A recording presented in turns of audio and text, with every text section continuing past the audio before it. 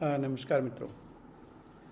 Home remedies series में आज एक और छोटा सा द्रव्य हम लेकर आए हैं, पिपली, जो कि प्राय हर घर में रहती है और उसका प्रयोग हम मसालों के रूप में भी भारतवर्ष में काफ़ी लंबे समय से करते आ रहे हैं। इसका प्रयोग हम आज करेंगे खांसी के लिए, कफ के लिए। तो कफ को अगर हम डिफ़ाइन करें तो कफ प्राय दो तरह की होती है, एक्यूट और क्रोनिक। एक्यूट का मतलब जिसका ऑनसेट अचानक से होता है, बहुत तेज़ी के साथ में खांसी आती है और 2 से 3 सप्ताह तक ये रहती है। क्रोनिक वो है जो लंबे समय तक खांसी हमें परेशान करती है। उसके अलावा जैसे ही मौसम बदलता है, ख़ास तौर से जब विंटर्स शुरू होती हैं, तो उस समय भी बहुत सारे लोगों को खांसी होती है। उसको विंटर कफ के नाम से हम जान सकते हैं। या पॉल्यूशन जब जब भी बढ़ता है, चाहे वो इंडस्ट्रियल पॉल्यूशन हो, चाहे वेहिकुलर पॉल्यूशन हो, तो उसमें भी बहुत सारे लोगों को खांसी उठती है। इसके अलावा कई सारी डिजीज़ हैं जो खांसी जिनका एक सिम्टम के रूप में होती है, लेकिन प्राय जनमानस में कॉमन कोल्ड, जिसको जुकाम, नज़ला या कोराइज़ा साइंटिफिक लैंग्वेज में बोलते हैं, उसके बाद में खांसी होती है।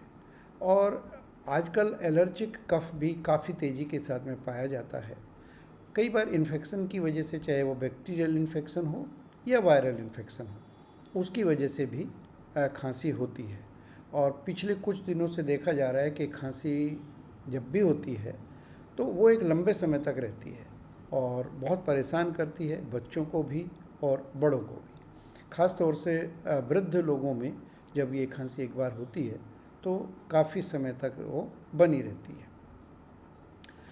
इसके लिए एक साधारण प्रयोग है जो हमारे घरों में मसाले के रूप में हम पिपली को यूज़ करते हैं। पिपली मसालों का एक विशेष अंग मान सकते हैं और इसको एक लंबा सा द्रव्य है जो उसके फल यूज़ होते हैं। ये आरंभ में ग्रीन कलर का होता है, लेकिन इसको धूप में सुखाया जाता है। तो धूप में सुखाने से इसका कलर जो है वो ग्रे या ब्लैकिश हो जाता है। तो हम इसको कम से कम 50 ग्राम से लेके 100 ग्राम तक का चूर्ण एक बार हम पिपली चूर्ण बनाते हैं। उसको हम मिक्सी में भी पीस सकते हैं, किसी मोर्टार में भी पीस सकते हैं या किसी ग्राइंडर का प्रयोग कर सकते हैं।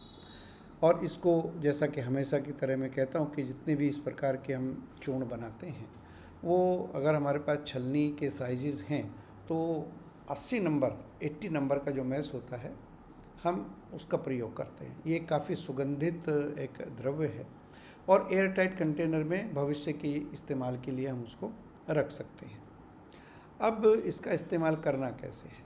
पिपली चूर्ण को 2 से 3 ग्राम की मात्रा में 2 से 3 बार हम ले सकते हैं। लेने के लिए जो सर्वोत्तम इसका तरीका है वो है कि एक डोज को शहद में अच्छे से मिलाना है, खूब अच्छे से। ऐसा नहीं कि हल्का सा मिलाया और उसको ले लिया। या गर्म पानी के साथ भी ले सकते हैं। या जो लोग शहद से परहेज़ करते हैं वो गुड़ और मुलेठी के पाउडर को इसमें अच्छे से मिलाकर ले सकते हैं। जब पिपली चूर्ण का प्रयोग करते हैं तो उसमें हम ये एडवाइस करते हैं कि इसके बाद में गर्म पानी जो है या चाय तुरंत जो है वो पीना चाहिए। उससे क्या होता है कि एक तो जो पिपली चूर्ण है ये अंदर चला जाता है आराम से, और इसका जो डाइजेशन है, एब्जॉर्प्शन है, वो इम्प्रूव होता है।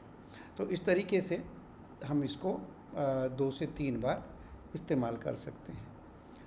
इसमें सावधानी क्या बरतनी है हमें? तो सावधानी के रूप में जो सबसे ज़रूरी चीज़ है वो ये है कि हमें इसको लंबे समय तक नहीं लेना है। दूसरा, ये उग्र स्वभाव की है, इसलिए लंबे समय तक इसको हमें नहीं लेना है। जो लोग ओबीज़ हैं या स्थूल शरीर के हैं वो गुड़ और उसको शहद को अवॉइड कर सकते हैं। डायबिटिक पेशेंट्स जो हैं वो भी गुड़ और शहद को अवॉइड कर सकते हैं। उनके स्थान पर वो गर्म पानी से इस औषधि को ले सकते हैं, उसमें कोई परेशानी नहीं होती है। प्रेग्नेंट लेडीज़ को डॉक्टर की सलाह के बाद ही इसको लेना चाहिए, ऐसा रिकमेंडेशन एक चिकित्सक होने के नाते हम करते हैं। और जैसा कि हम हर वीडियो में बताते हैं कि खांसी अगर लंबे समय तक रहती है तो जो अंडरलाइन कॉज है उसको ज़रूर एक बार इवेलुएट कर लेना चाहिए।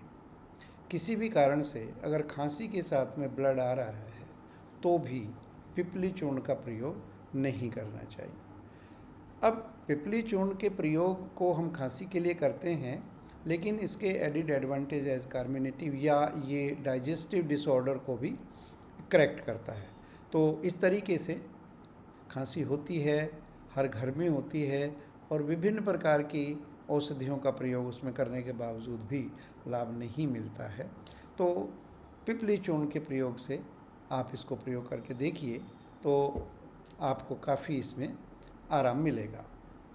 जब हम पिपली चूर्ण का प्रयोग करते हैं तो हमें फ्राइड स्पाइसी आइटम्स नहीं खाने हैं, चिल्ड आइटम भी नहीं खाना है, कोल्ड ड्रिंक्स नहीं लेना है, स्मोकिंग, दही और अल्कोहल, इन सब के प्रयोग से हमें बचना चाहिए। और खांसी में गर्म पानी का बड़ा अच्छा प्रयोग है, अच्छा रिजल्ट है। तो हमें गर्म पानी को सिप करके कई बार पीना चाहिए, तो इससे हमें एडिड एडवांटेज मिलता है। पुनः वही कि ये जो हम सूचना दे रहे हैं ये साइंटिफिकली इवेल्युएशन के बाद में पब्लिश्ड लिटरेचर के आधार पर और आयुर्वेद के ग्रंथों में पिपली चूर्ण का फार्माकोपिया से लेकर बाकी के क्लासिकल जो हमारे टेक्स्ट हैं, मल्टीपर्पज हर्ब के रूप में इसका प्रयोग वर्णित है और काफ़ी सारे पेपर्स भी इसके अलग अलग प्रयोगों पर पब्लिश हो चुके हैं। और एक निवेदन फिर से कि ये एक कॉमन एडवाइस की जा रही है जो कि किसी भी चिकित्सीय सलाह को रिप्लेस नहीं करती। तो कब लंबे समय तक इसका प्रयोग नहीं करना है। कोई भी अगर आपको लगता है कि इसके प्रयोग से आशातीत लाभ नहीं हो रहा है तो, या कोई भी एडवर्स आपको परेशानी महसूस होती है व्हाटएवर किसी भी प्रकार की, तो तुरंत इसका प्रयोग रोक देना होगा और किसी आयुर्वेद के फिजिशियन से अपने आप को एग्जामिन कराना होगा। बहुत बहुत धन्यवाद। फिर से एक नए और छोटी हर्ब के साथ में आपके सामने फिर दस्तक देंगे। तब तक के लिए नमस्कार।